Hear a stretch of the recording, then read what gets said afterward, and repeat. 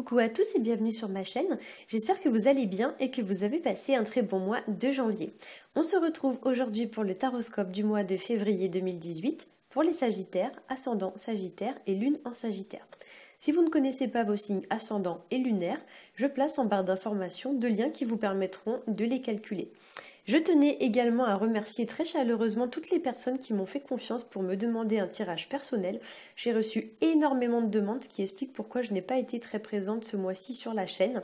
Alors je vais essayer de poster davantage de tirages en cours de mois, mais je le ferai plutôt maintenant sur la page Facebook, parce que le téléchargement des vidéos sur YouTube est vraiment très long, et du coup je n'ai plus le temps de tout conjuguer.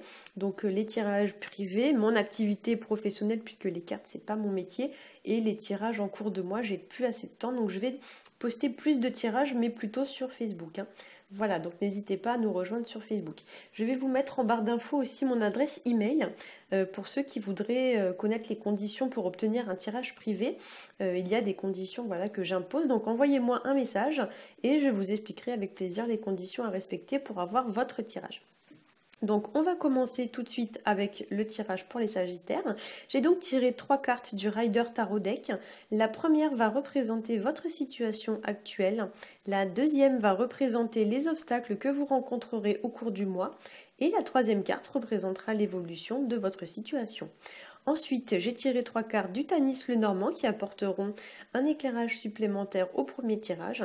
Et enfin, j'ai tiré une carte du Grand Oracle de l'amour qui va venir nous éclairer sur votre vie sentimentale. Voilà, donc on va commencer tout de suite avec la première carte, c'est la carte de la lune à l'endroit. Et c'est une carte qui nous parle de stress, qui nous parle d'angoisse, d'anxiété ou de peur. Et avec cette carte, il y a l'idée quand même qu'il y a des choses qu'on garde au plus profond de nous qui peut-être nous chamboulent, nous submergent. Voilà, il y a l'idée quand même d'émotions qui sont très présentes et d'un mental aussi qui est très présent et qui, on va dire, cogite beaucoup. Voilà, ça peut représenter aussi de la nervosité, des conflits intérieurs. La lune, c'est aussi les émotions, hein, comme je l'ai dit, qui nous bouleversent, qui nous submergent et qui prennent entre guillemets le contrôle de notre vie dans le sens où on a peut-être parfois du mal un petit peu à gérer nos émotions. Avec la lune, il y a aussi l'idée d'une communication qui est peut-être un petit peu difficile avec certaines personnes de l'entourage. Ça peut être des conflits, des tensions, des prises de tête, etc. Et il y a l'idée aussi voilà, de petites déconvenues qui viennent miner un peu le moral et qui nuisent en quelque sorte à votre épanouissement, que ce soit personnel ou professionnel. La lune, c'est aussi tout ce qui est caché, tout ce que l'on découvre. Alors ça peut être aussi des ragots, des secrets, des mensonges, etc. Et ce sont aussi tout ce qui est caché et qui nous blesse en fait. Tout ce qui nous fait un peu, entre guillemets, du mal, qui nous plombe le moral. Et il y a l'idée quand même que c'est quelque chose qui ne va pas durer. Hein. C'est quand même quelque chose qui va être assez passager. C'est un peu comme s'il y avait un petit nuage noir qui passait comme ça au début du mois dans votre vie et puis après le soleil va revenir. Hein. C'est pas quelque chose, je sens pas que ce soit quelque chose de très grave entre guillemets. D'un point de vue un peu plus psychologique, la lune ça représente très bien le fait de devoir retirer sa carapace et de devoir se montrer entre guillemets tel que l'on est vraiment. On va dire que là on vous dit qu'il faut vous mettre à nu au lieu de se cacher sous des faux semblants, des carapaces de protection, etc.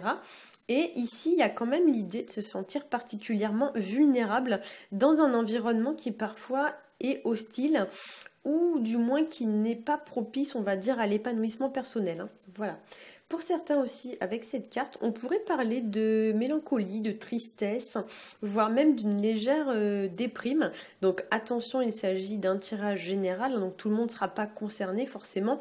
Vous imaginez bien que la personne qui est Sagittaire, ascendant Sagittaire et avec la lune en Sagittaire sera peut-être plus concernée que la personne qui est seulement Sagittaire.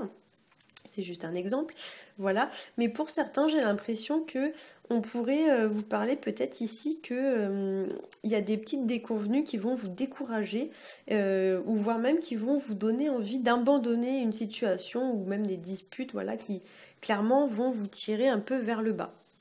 Voilà. En carte d'obstacle, j'ai tiré pour vous la carte de tempérance à l'endroit qui ici va venir nous indiquer une difficulté à retrouver son équilibre ou alors à retrouver sa paix intérieure. Ça peut indiquer aussi de la colère ou alors de l'impatience ou plus généralement l'idée que vous avez peut-être pour certains du mal à maîtriser vos émotions et à garder votre sang-froid. Ça peut annoncer aussi en obstacle de la rancœur ou de la rancune ou alors de la jalousie envers une personne du passé ou encore le fait de ne pas réussir ou d'avoir du mal à pardonner à une personne du passé notamment qui peut-être vous aurait blessé. Voilà, ça indique aussi le fait peut-être que au lieu de passer à autre chose, vous ressassez cette situation sans cesse, au lieu d'avancer pour vous libérer de cette histoire. Voilà, il y a l'idée quand même avec cette carte qu'au lieu de regarder l'avenir et le soleil qui brille derrière vous, comme on voit bien sur la carte de tempérance, vous continuez à regarder le passé. Donc en fait, vous êtes bloqué par votre passé. Voilà. Si c'est le cas ici, on va vous indiquer que maintenant, il faut regarder devant vous et plus regarder en arrière. Quand vous conduisez, vous ne regardez pas dans le rétroviseur, vous regardez droit devant. Là, c'est un peu la même chose.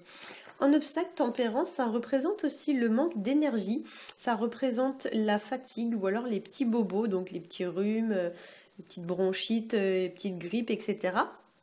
Donc tout ce qui est petits problèmes de santé mais sans gravité.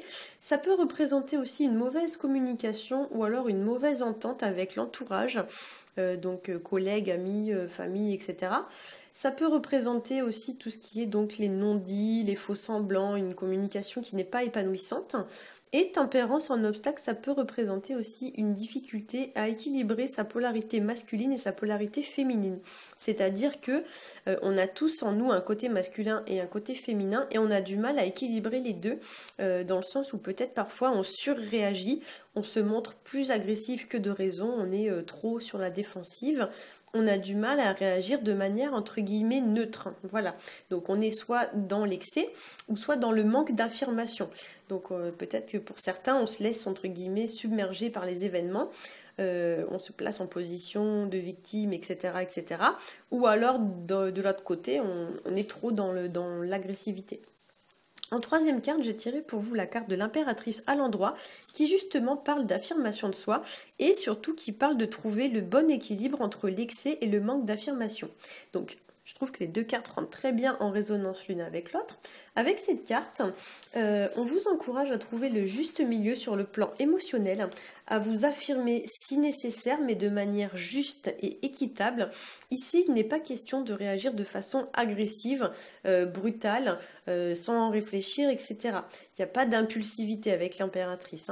On vous dit qu'il faut être mesuré dans vos propos, essayer de vous mettre à la place de l'autre et chercher à le comprendre. Vous devez aussi tenir compte de ce que l'autre ressent ou a ressenti si c'est une situation qui est liée au passé. Dans l'idée comme ça de chercher à bien comprendre et à équilibrer vos deux polarités. Pour beaucoup d'entre vous, j'ai l'impression qu'on me parle ici de rancœur vis-à-vis d'une personne qui vous aurait fait du mal dans le passé et j'ai l'impression que vous n'avez pas compris pourquoi cette personne a fait ça. En fait, vous ne vous êtes pas mis à sa place, vous voyez les choses avec vos yeux mais pas avec les yeux de la personne. Et là, on vous dit peut-être qu'il faut chercher à comprendre le point de vue de l'autre personne. Avec cette carte, on vous encourage peut-être aussi pour certains d'entre vous à reprendre votre pouvoir entre vos mains. C'est-à-dire que là, on va vous dire de ne pas vous laisser abattre par la situation. On vous dit de ne pas vous décourager. Vous ne devez pas vous rendre ni rendre les armes. En fait, vous devez continuer à vous battre, mais de manière plus raisonnée et plus raisonnable. Là, on vous dit qu'il ne faut pas perdre non plus espoir. Avec cette carte, on vous encourage aussi à regarder vers le futur et pas vers le passé, comme je l'ai dit tout à l'heure. On vous dit de cesser de ruminer des rancunes, des rancœurs, des conflits, etc. Parce qu'à part vous tirer vers le bas, ça vous apporte pas grand-chose. Et il y a l'idée qu'il est temps de reprendre en main, entre guillemets, les rênes de sa vie et de partir au grand galop. L'impératrice, c'est une carte passive. Donc ici, là, elle est représentée assise. Mais c'est vrai que normalement, c'est une carte qui invite quand même à l'action. Donc là, effectivement, on pourrait vous dire de prendre un temps de repos et de réflexion pour réfléchir à votre situation, de ne pas foncer tête baissée. Voilà, mais de réfléchir à l'orientation que vous souhaitez prendre dans votre vie. Entre guillemets, on vous dit de faire le point, en quelque sorte. Puis, on vous demande de semer vos petites graines et d'attendre que ça pousse. Donc, cela peut prendre un certain temps. Mais ensuite, vous allez récolter ce que vous avez semé. Voilà, donc l'idée ici c'est que c'est une situation qui est quand même en gestation, qui demande à être mature, à maturer, à évoluer au niveau de vos projets, etc. Mais il y a l'idée quand même de tourner la page et de passer à autre chose. Ici globalement on vous dit que vous devez cesser de vous focaliser sur le passé et définir, on va dire, les futurs contours de votre futur. Donc là vous devez semer vos petites graines et dans quelques temps vous récolterez ce que vous avez semé. Voilà, mais arrêtez de vous retourner sur le passé. Au niveau du tirage au Tanis le Normand, alors ce qui est assez dingue, c'est que j'ai obtenu à peu près exactement les mêmes types d'énergie avec le Tanis le Normand qu'avec le tirage au Tarot de Marseille. Donc effectivement, c'est que le message devait quand même être assez important pour vous ce mois-ci. Alors pour la première carte, j'ai tiré pour vous la carte de la Croix. Et la carte de la Croix, c'est une carte qui parle de poids, de situation qui est pesante, qui nous tire vers le bas. Qui nous bloque aussi, hein, qui nous freine, qui nous bloque, voire même qui nous submerge, qui nous écrase et qui nous domine. Voilà, donc ça parle aussi de quelque chose pour certains qui s'arrêtent. La croix, c'est l'arrêt de quelque chose, hein. Voilà. Et ça peut vouloir aussi nous signifier qu'on doit tirer une croix sur quelque chose, par exemple sur votre passé, voilà, vu qu'on parle de ça depuis tout à l'heure. Ça parle aussi de situations qui ont du mal à progresser, hein, qui traînent, il y a du retard, etc. Ou de situations qui sont complètement à l'arrêt et qui sont bloquées. Ensuite, pour vous, donc j'ai tiré une deuxième carte qui est la carte de l'étoile. Hop, je vous la montre, très jolie carte d'ailleurs. C'est une carte qui parle d'espoir, qui parle d'optimisme, qui parle de garder la foi et de croire en son étoile. Voilà, qui parle aussi de révélation, de paix, de sérénité retrouvée, de joie et de situations qui étaient troubles mais qui finissent par s'éclaircir. Voilà, donc ça peut aussi parler de la résolution d'un problème ou d'avoir un regain d'énergie. Ça peut aussi parler d'une opportunité ou d'une offre, hein, quelque chose à saisir, hein. Voilà. Et ensuite, j'ai tiré pour vous la carte du messager qui, elle, va nous parler de nouveaux départs, de mouvements vers l'avant. C'est une carte extrêmement dynamique, hein, qui souvent est associée aux bonnes nouvelles, à la fougue et au déplacement. Donc, vous voyez, on voit ici le petit facteur qui apporte des lettres. Donc, effectivement, il y a l'idée quand même d'avancer, de progresser, d'aller de l'avant. Et ce, quand même, à grande vitesse. Voilà. Donc ici, avec ces trois cartes, clairement, on vous demande de tirer un trait peut-être sur tout ce qui vous pèse, tout ce qui vous bloque. On vous dit de mettre de côté ce qui est trop lourd à porter ou ce qui n'est plus nécessaire de porter, hein, ce qui n'est pas épanouissant pour vous. Et on vous dit, voilà, peut-être que ça peut passer aussi par le fait de mettre des personnes de côté, dans l'idée que peut-être il y a des gens dans votre entourage à fuir et que vous devez peut-être faire un peu le ménage. On vous dit aussi d'avancer sans perdre de vue votre objectif final, donc voir les choses sur le long terme, votre plan de carrière et de relation en fait sur le long terme, en vous concentrant uniquement sur le positif et en laissant le négatif derrière vous. Là, il y a l'idée pour moi ce mois-ci que il est temps d'en finir avec le négatif qui vous freine, il faut vraiment aller de l'avant, hein. Avec la dernière carte du messager, on vous encourage aussi peut-être à sortir davantage, à rencontrer du monde, à faire de nouvelles rencontres. Il y a l'idée quand même de bouger avec cette carte, hein. Donc là, effectivement, ne restez pas cloîtrés chez vous, hein. Essayez de vous forcer un petit peu à sortir. Il y a l'idée quand même de faire pas mal de déplacements. Voilà. Au niveau de la carte issue du grand oracle de l'amour, j'ai tiré pour vous la carte bonté. Donc elle porte le numéro 13. Et c'est une carte qui nous parle de générosité, de don de soi. Donc ici, on vous demande de mettre ces qualités en avant, sans pour autant se faire marcher sur les pieds, hein, comme l'indiquait la carte de l'impératrice. On vous dit que vous devez faire tomber votre carapace, votre barrière de protection, et vous devez peut-être rendre votre cœur plus accessible, voire même offrir votre cœur à quelqu'un, sortir des faux semblants et des illusions. Voilà, vous devez trouver, comme je l'ai dit tout à l'heure, le juste milieu entre vous protéger à l'excès et du coup ne pas être accessible aux gens. Il faut trouver quand même un équilibre entre les deux, hein. Donc pour certains, on vous dit voilà, que vous êtes trop sur la défensive et que vous êtes difficilement accessible et on vous demande de corriger ça. Sur le plan numérologique, ici on est sur du 13 et le 13 dans le tarot, c'est la carte qui renvoie à l'arcane sans nom.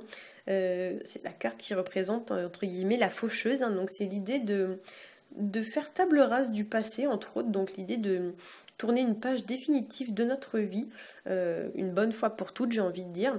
Il y a l'idée de couper des liens, des situations, etc.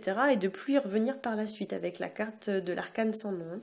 Donc pour moi, ici, on vous demande clairement ce mois-ci d'oublier le passé et d'oser faire confiance à nouveau, oser par exemple ouvrir votre cœur sans crainte, notamment sans crainte de revivre des événements douloureux, comme ça a pu parfois être le cas dans votre passé. Voilà, vous devez vous montrer généreux.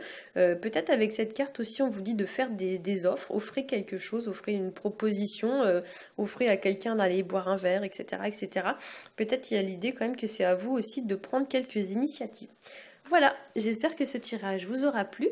Si c'est le cas, n'hésitez pas à liker, à partager et à vous abonner. Si vous souhaitez connaître mes conditions pour avoir un tirage personnalisé, je vous laisse me contacter. J'ai mis donc en barre d'infos toutes les informations nécessaires pour me contacter. Vous avez mon email et ma page Facebook. Je vous souhaite un très bon mois de janvier et je vous dis à bientôt.